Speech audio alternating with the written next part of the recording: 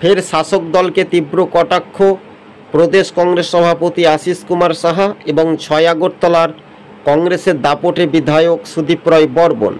ত্রিপুরা রাজ্যের আইন শৃঙ্খলা পরিস্থিতি নিয়ে ফের কিন্তু মুখ্যমন্ত্রীর দিকে নিশানা করেছেন স্বয়ং রাজ্যের দাপটে কংগ্রেসের নেতা 6 আগরতলার বিধায়ক সুদীপ রায় বর্মন।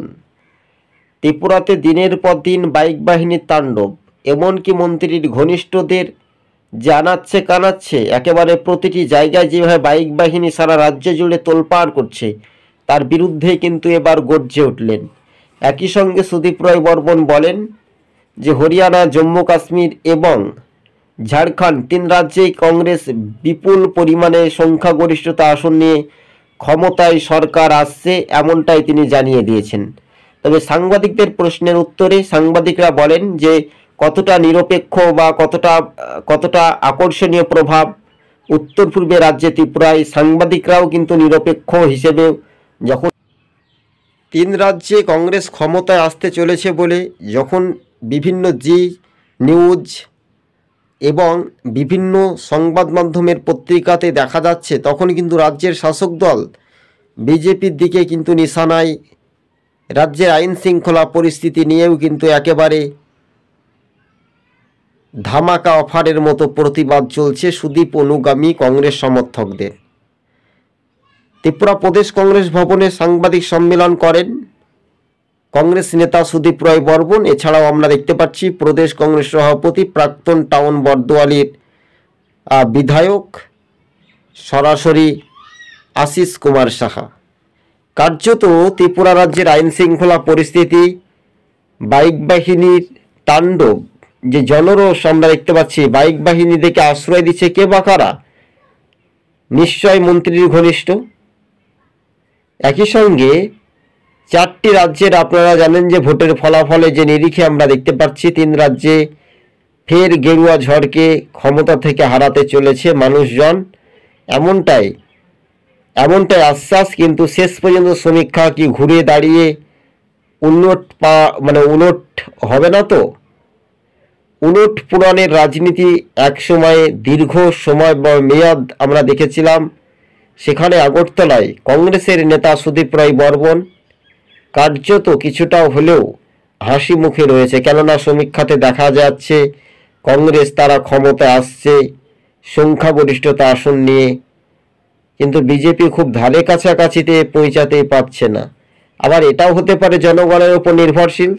10 বছর পর এবার হরিয়ানাতে প্রত্যাবর্তন হচ্ছে, ঝাড়খণ্ডে সরকার কিন্তু জোটেরই হাওয়া, কংগ্রেস ক্ষমতায় আসতে চলেছে। সর্বনিম্নভাবে আপনাদেরকে যদি আমরা জানিয়ে রাখি দর্শক বন্ধুগণ, তাহলে নিশ্চিন্তে আপনারা বুঝতে পারবেন কার্যত সেই রাজনৈতিক মহলের যে সমীকরণ, সেটা এখন দ্রুত গতিবেগে এগিয়ে যাওয়া যে সম্পূর্ণভাবে আলাদা, সেটা এখন রাজনৈতিক মহলে যে বাস্তবে সেটা একটা দেখার একটা বিষয়। তবে আপনারা আমাদের ইউটিউব চ্যানেলের সঙ্গে যদি নতুন দর্শক হয়ে থাকেন, অবশ্যই চ্যানেলটিকে সাবস্ক্রাইব করে সঙ্গে থাকবেন। এছাড়াও বাংলা, ত্রিপুরা, আসাম, কেরালা, ছত্তিশগড়, রাজস্থান যেসব এলাকাতে মানুষের আকর্ষণীয় প্রভাব 5 বছর কিংবা 10 বছর পর একটা পরিবর্তন হয়, কিন্তু বাংলা বা ত্রিপুরা বা আসাম এই রাজ্যের ভেদাভেদ নিয়েও কিন্তু রাজনৈতিক একটা উল্টো চিত্র দেখা যেতে পারে, কেননা স্বাভাবিকভাবে মানুষের যে অধিকার সেটা বঞ্চিত হচ্ছে। তাই ত্রিপুরাতে ফের বিস্ফোরক অভিযোগ করে রাজ্যের শাসক দলের বাইক বাহিনী মন্ত্রীদেরকে অভিযুক্ত করছেন কংগ্রেসের কর্মী থেকে নেতৃত্ব বা নেতারা। কেন অভিযুক্ত করছেন? তাদের দোষে বা তাদের জন্যই ত্রিপুরা রাজ্যের মান সম্মান, মানুষের অধিকার নষ্ট করছে। কিন্তু বিজেপি জোট সরকারের শাসনে কতটা আকর্ষণীয় প্রভাব বা কতটা আকর্ষণীয় ফ্যাক্টর হবে, সেটাও কিন্তু একটা দেখার একটা বিষয়। তবে এবার যে রাজনৈতিক মহলে যে সমীকরণ, সেটাই কিন্তু আপনারা নিশ্চিন্তে চিন্তা ভাবনা করে দেখতে পাচ্ছেন। আগামী দিনে যে মানুষের রায় বা জনগণের যেটা গর্জন, সেটাই কিন্তু হাওয়া কিন্তু কোন দিকে যাবে এটাই শুধু সময়ের অপেক্ষা। কিন্তু হাওয়া কিন্তু চেঞ্জ হচ্ছে। উত্তর পূর্বাঞ্চল ত্রিপুরায় বিরোধীদের ওপর আক্রমণের সংগঠিতই শাসকের দিকে বারবার করে অভিযুক্ত করছে বিরোধী রাজনৈতিক দল। তবে রাজনৈতিক মহলে যে সমীকরণ, সুদীপ রায় বর্মন এবার রাজ্যের মুখ্যমন্ত্রী যিনি রয়েছেন, সেই মুখ্যমন্ত্রী যিনি রয়েছেন প্রফেসর ডক্টর মানিক সাহা, তিনি পরিস্থিতি সামাল দিতে পারছেন না। কেন পারছেন না?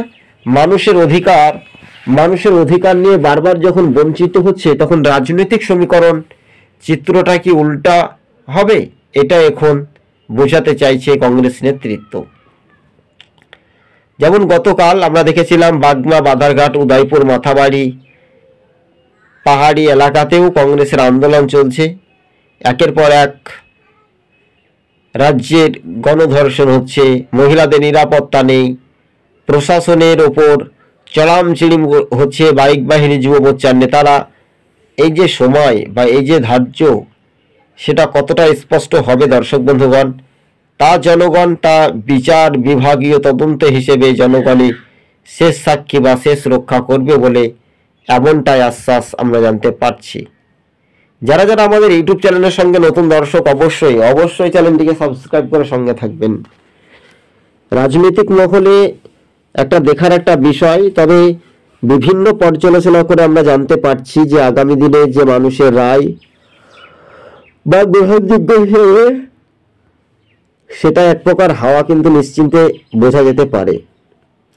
ত্রিপুরাতে 2 মন্ত্রীকে নাম না করে বাইক বাহিনী সর্দার বলে তীব্র কটাক্ষ করেছেন।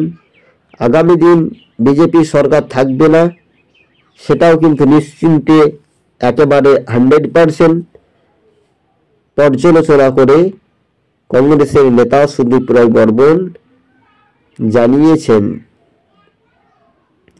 তবে এবার রাজনৈতিক মহলে যে সমীকরণ, সেটা এক প্রকার হাওয়া কিন্তু নিশ্চিন্তে দেখা যায়।